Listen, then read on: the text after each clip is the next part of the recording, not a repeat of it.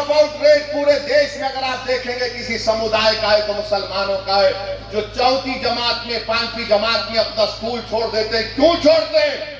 क्योंकि अब्दुल चाहता है पढ़ाना अपने बच्चों को, मगर अब्दुल के पास घर में खाना खिलाए या फिर बच्चों को पढ़ाए।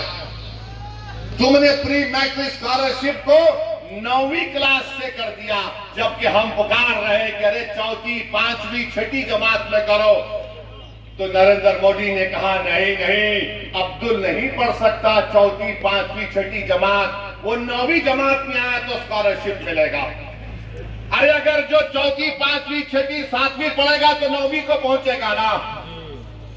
प्री में पोस्ट मैट्रिक स्कॉलरशिप हम पुकार कर कह रहे कि बढ़ाओ, नंबर बढ़ाओ, नंबर बढ़ाओ, मगर बीजेपी बोलती हम 1 लाख को दे रहे हैं। अरे जालिमो, तुम झूठ बोल रहे हो। तुम नंबर नहीं बढ़ाने की वजह से हर साल डिग्री में हमारे कम से कम 5 लाख बच्चे स्कॉलरशिप से महरूम हो जाते हैं।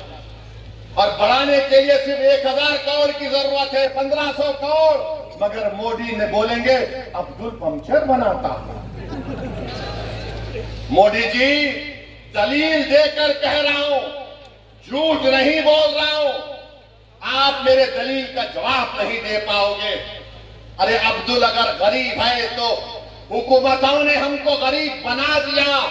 अब्दुल अगर पंक्चर की दुकान पर काम कर रहा है तो किसी हद तक अब्दुल के बाप की भी जिम्मेदारी है, क्योंकि अब्दुल के बाप ने समझा ये सामाजिक इंसाफ की बात कर रहे हैं, ये सेकुलरिज्म की बात कर रहे हैं।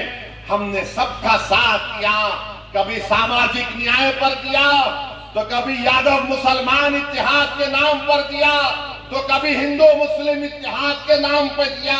जिसको हमने वोट दिया वो मोटा हो गया, वो महल में जाकर बैठ गया, और जिसने उनको वोट डाला गरीबी उसका मुकद्दर बन के रह गया।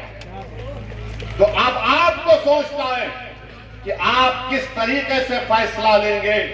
हम आपके सामने ये बोलने आए हैं कि भाजपा भी जिम्मेदार है अगर अब्दुल जिम्मेदार गरीब है। और बीजेपी अपने पैम्फलेट में कहती है कि 70% वक्फ की जायदाद पर कब्जा हो गया, तो तुम कब्जा कैसे निकालोगे? मोदी ने कानून ये बनाया कि जो 12 साल से जिस जमीन का मालिक अल्लाह है, उस पर अगर वो 12 साल से कब्जे में है, तो मोदी कह रहे हैं कि मालिक तो अल्लाह होगा, मगर मैं कानून बनाकर तुझे मालिक बना रहा हूं। वो 70% अगर जायदादों पर, वक्फ की जमीन पर कब्जा हुआ है, तो सब लैंड ग्रैबर, काबिजीन उसके मालिक बना दिया आपने। बताओ फिर क्या होगा? यह कानून शियाओं को नुकसान पहुंचाता है, सुन्नियों को पहुंचाता है, बोरियों को पहुंचाता है। यह कानून देवबंदियों को नुकसान पहुंचाता है, बरेलियों को नुकसान पहुंचाता है, अहले हदीस को नुकसान पहुंचाता है। यह कानून मुसलमानों को नुकसान पहुंचाता है।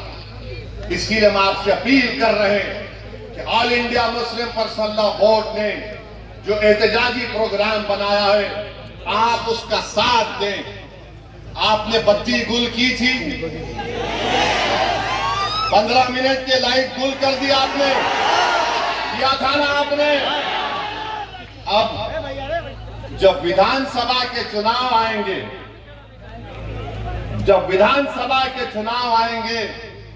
20 साल आपने नीतीश को वोट दिया, 15 साल आपने लालू को वोट दिया, क्या हासिल हुआ आपको बताओ?